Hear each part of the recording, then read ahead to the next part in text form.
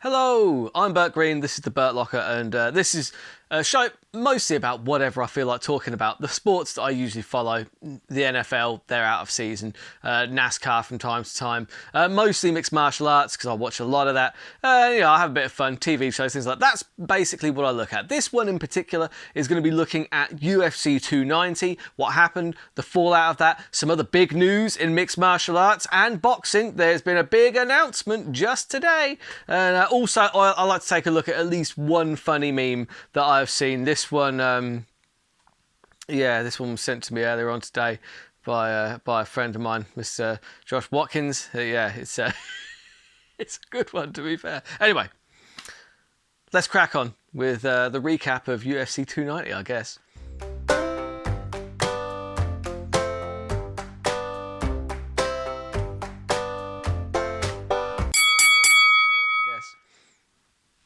So first of all, the first thing to unpack was it was an emotional roller coaster for me.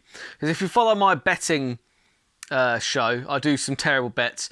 I like to do this thing called an MMA scratch card. So let's break that down as how this happened. Obviously, the way I watch the fights, I watch them in the morning. I watch them with a couple of mates. We have some breakfast, have some coffee, watch the fights because obviously I'm in the UK. So it's not as easy as it once was to stay up until 5 in the morning to watch the main event. It's just something that I don't like to do these days. So I watched it in the morning. Didn't catch the fight past prelims. I knew one result had come in. I hadn't seen the other one. And then I'm watching the prelims and the entire main card. Oh, I'm just watching. Result after result coming in. Then Gomes comes up, the Gomes fight. I'm like, she was 4-1 against. I can't believe I added her to my accumulator. What an idiot. Why would I do that? This is where it comes unstuck. No, Gomes wins. 20 seconds, knockout. All right, accumulator keeps rolling. And obviously my mates, they know what I've bet on as well, so they're in on it. We're next few come in. Dan Hooker against Jalen Turner. What did I pick that for? What an idiot. Dan Hooker puts on the performance of his life. Gets one in the win column. I'm like, okay. I mean, the accumulator is worth $6,000, I might add. 6,500. I put £1 on it, but it's 6,500 to 1. It gets Dudaikas Duplessis against Royal Whittaker. And obviously I picked Dudaikas. Hell of a performance. Boom. Done.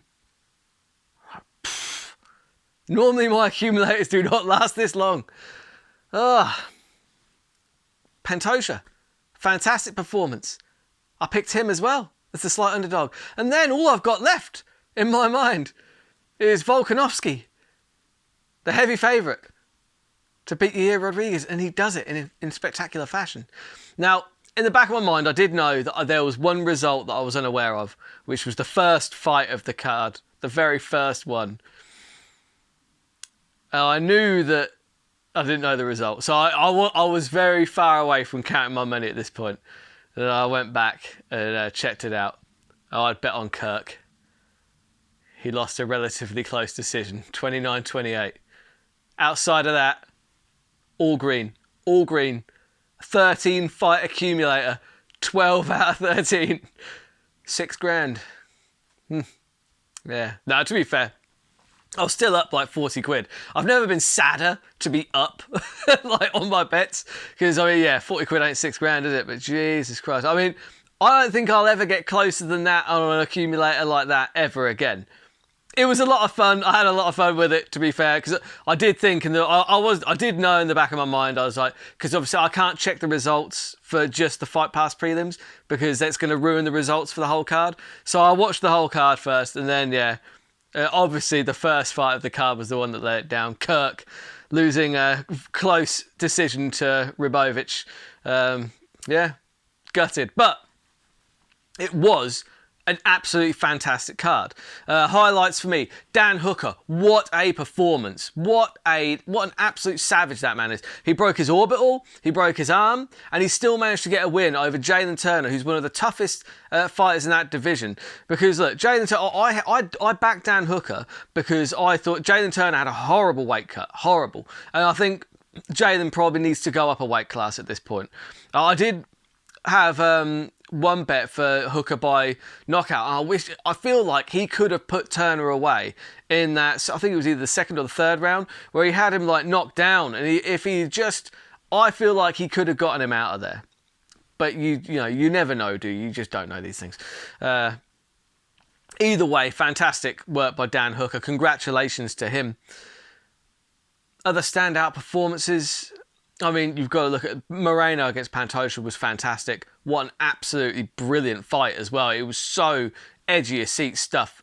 Pantoja it was the takedowns that were the difference. I didn't think that Pantoja was going to get to the end of that fight. I really didn't. He was huffing and puffing at the end of round one. He had a fantastic round one, don't get me wrong, but he was huffing and puffing. For me, performance of the night has to go to Dricus du Plessis, because it wasn't just like, I picked Dricus.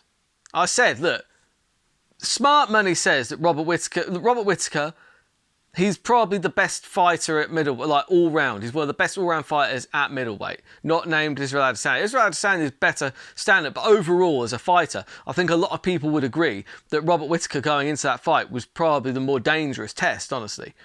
And for some reason, I just thought Dricus was going to get it done. And it's because of his physicality. His physicality is a real problem for people. Fantastic performance. Getting a TKO knockout over Robert Whittaker, that's insane. Let's talk about what happened after the fight. Israel Adesanya comes in after the fight, and honestly, I thought he came off looking like an absolute clown. He really did. He comes in just saying the N-word over and over again, just like saying it at Dricus, because they've had like a falling out over who's the most African. And also, I would add, I don't think, like Dricus, obviously, right? He was trying to poke the bear, but he wasn't the one that made it about race. Like people are saying, well, Dricus started. No, he didn't. When you look at what he said was, look, I feel like I'm the most kind of, in my mind, I think that I'm the most legitimate African because, I'm born there, I train there, and I still live there. I want to take the belt back home to Africa. He didn't say that Israel Adesanya wasn't African. He never said that. People are saying, well, he said that Israel wasn't. No, that's not what he said. He said that he still lives in Africa himself. And that's not a lie. He does do that. Check his postcode. He does live there. Do you know what I mean? Where's the lie? No, he was born there. He does train there. And he's a proud South African. And he just wants to represent his country. And yeah, okay, was he saying that to perhaps bait Israel Adesanya into a reaction such as this? But it worked. It worked a treat. And Israel Adesanya he's the champion. He should be better than like coming in and just saying, it was just a weird look. Him just saying the N-word over and over and over again. Look, for me, that word is either offensive or it isn't, right? If that word is offensive, if that word is so horrible, then don't say it. Because if you're in a situation where it's like, well, okay, but he can say it because it's his word, but it's like, well, the problem is if you're saying that word is only offensive based on the skin colour of the person saying it, that is, dare I say it, racist? I'm just saying, And also, like, it was just such a weird look. What, and it was Dricus' moment. And he kept on grabbing the microphone and just shouting the N-word down the microphone. It's like, number one, like that, it just looks bad, dude. Just stop it. Either have something to say or just step away. Do you know what I mean? It was Dricus' moment. And I felt like Israel Adesanya was just desperately trying to claw any of the limelight back onto himself. That's what it looked like. It looked like desperation to me. And it looked like he was rattled, honestly. He looked rattled. Now, I don't know why he should be rattled. Look, I think that Israel Adesanya actually matches up fairly well against Dricus du Plessis.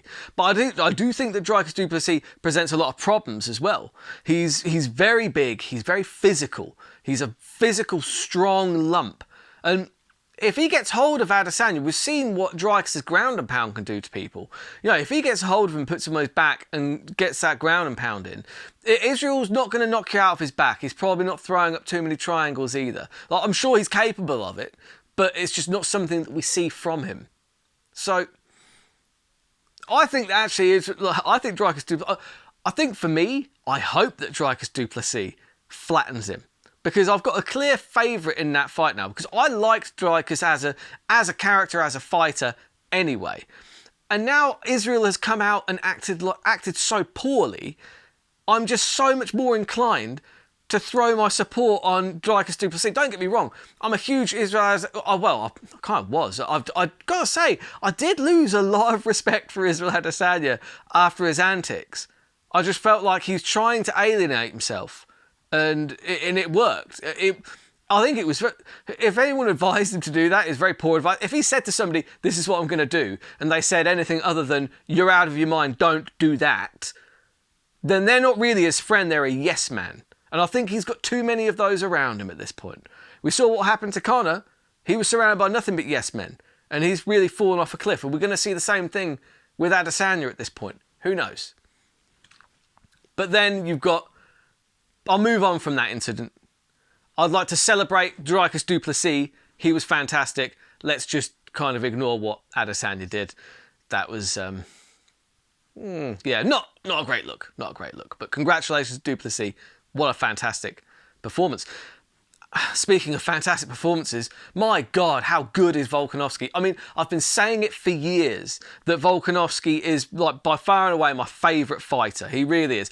He's humble. He's respectful. He's a good interview. He's fun. He's funny. He's the best fighter out there. Pound for pound, he is the best. Like, there is nobody skill set wise that touches him. He's so good in every area. He takes what his opponents do well and he just nullifies it. And he's so ridiculously talented. And he just seems like a nice bloke as well. He seems like a guy that you could sit and have a beer with, which I'm a big fan of. His footwork is outstanding. The fact that Yair had his best round, was looking really dangerous. And that's when Volkanovski decides to finish him. Decides to just, right, I'm putting a stop to this. Boom, boom, boom, boom, boom. Dunsky. Fantastic stuff. Who the hell beats Volkanovski at featherweight? Look, I get it. You've got Topuria coming up. He says that he's very confident that he can beat Volkanovski very easily. You've got to say that. You've got to believe that. Do I believe that? I don't know. I mean, look, I look forward to seeing it, but I want to see the Islam fight again. I think that Volkanovski causes problems for everybody, including Islam Makhachev. So that's UFC 290 in a nutshell. If I could ask you, please subscribe. That'd be fantastic, because it helps me out a lot. Doesn't really cost you anything. Just hit subscribe. Comment as well, please. Let me know what you thought about Israel Adesanya's antics. Am I out of my mind thinking that it looked childish and clown-esque? Yeah, anyway. Moving on, we've got a big boxing match announcement. Big boxing / MMA. Finally, they've announced it. Tyson Fury against Francis Ngannou. It's going to be 10 rounds, Queensberry rules. It's going to have knockouts, everything. Look, will I watch it? Yeah. Am I happy for Ngannou? Yeah. Will I admit I was sceptical? I thought he'd made a poor decision, and I hope that he makes all the money in the world. But how much money he'll actually make remains to be seen, because we've seen how Fury is often contentious on the splits, even with high-name boxers, and Ngannou's not a high-name boxer. Is it going to garner the attention of Floyd versus Conor? Probably not. But is it going to make them both plenty of money? Yes. Congratulations to them both. And, the Saudis, they do like to throw money at these kind of things, so I think there'll be plenty of it to go around. Is it going to be anything more than a one-sided fustigation? Fury just absolutely fustigating Ngannou? Yes, that's probably what we're going to get. Because, to be fair, look, Ngannou's got ridiculous power, but even for MMA, Ngannou's boxing, I don't think it's really considered good. I don't think you can consider him a really good, well-skilled MMA boxer. He's not that guy. He's got a lot of power. Don't get hit by him. Don't get hit by him. God damn, don't get hit by him. But outside of that, it's not like, oh, he's just dripping in boxing skill, is he? It's just not. He's not that guy. Whereas Fury is probably the most skilled heavyweight boxer on the planet right now, if not all time.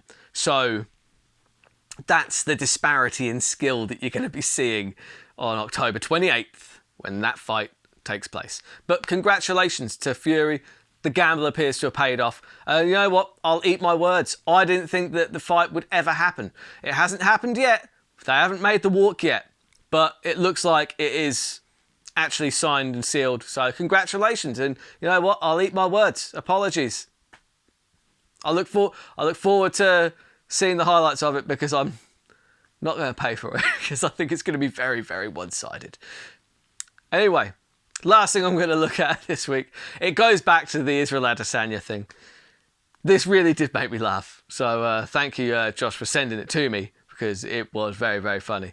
Yeah, you just got this. It's the best one on the internet right now. You've got Israel Adesanya's mate sitting there just like, hey, look, just go up there and call him the N-word like loads of times, because he can't say it back. It's like, that's what it felt like. It felt like that's what he was doing. So damn childish. So weird. A weird childish moment where he was just trying to scrabble and grab any of the limelight to put onto himself, because he just couldn't handle that Dreykus was having his moment. And yeah, I don't know.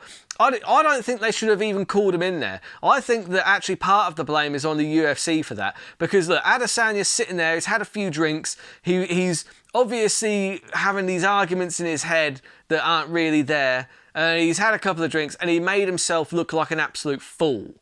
And that was because the UFC were like, yeah, bring him in, we'll have this moment. No, that didn't work for me. On this occasion, it was a big swing and a miss. But hey, you can't hit them all, can you? You can't win them. You can't win everything. Where would you put it all? You know what I mean? It's a little reference to the late, great Lemmy Kilmister there, because he used to say that. And that's as nice a place as any to leave this video. So if I could just ask you one more time, if you wouldn't mind subscribing, it would really help me out a lot.